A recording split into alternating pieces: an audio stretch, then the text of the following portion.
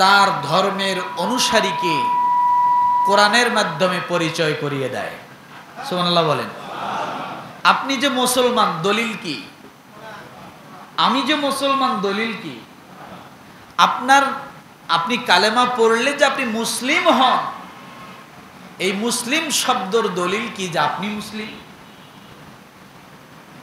হিন্দুদের কথা তার বেদে নাই।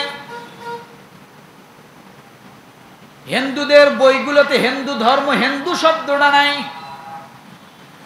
খ্রিস্টানদের বইয়ের মধ্যে খ্রিস্টান শব্দটা নাই। ইহুদি ধর্মগ্রন্থগুলোতে ইহুদি শব্দটা নাই।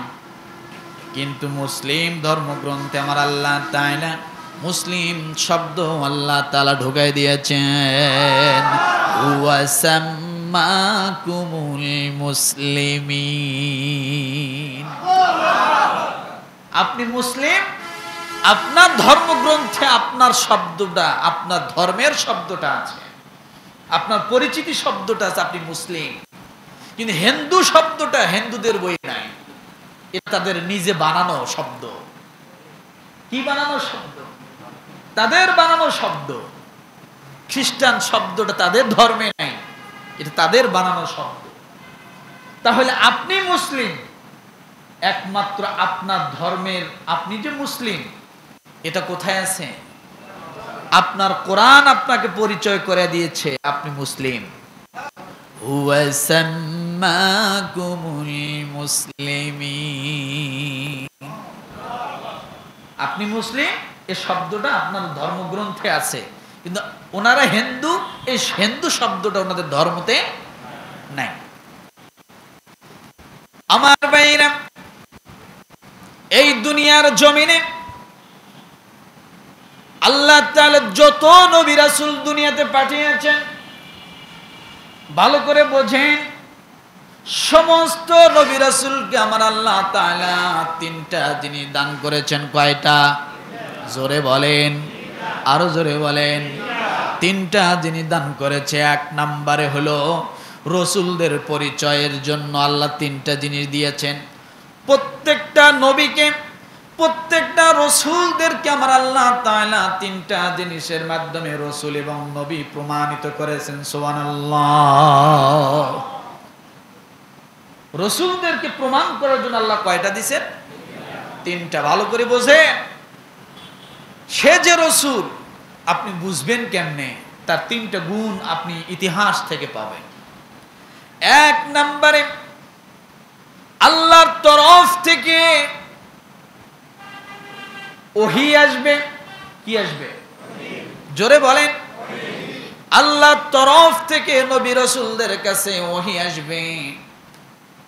দুই নম্বরে নবী এবং রাসূলদের পরিচয় হলো এই পৃথিবীর জমিনে যত মানুষ আছে সমস্ত মানুষের মধ্যে থেকে যাদের সবচাইতে হুসনুল খাল, যাদের চরিত্র সবচাইতে সুন্দর, আল্লাহ তাআলা তাদেরকে নবী রাসূল বানিয়েছেন।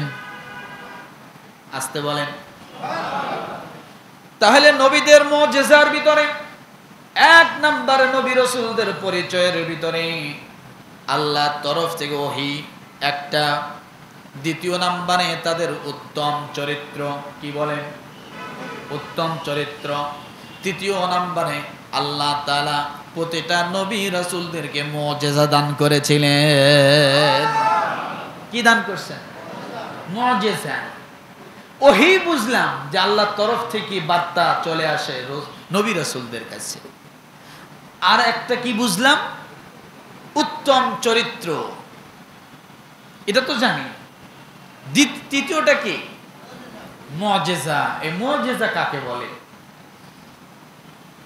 মুজিজা হলো ওই জিনিস, ভালো করে বোঝেন, সংক্ষেপে বোঝাচ্ছি।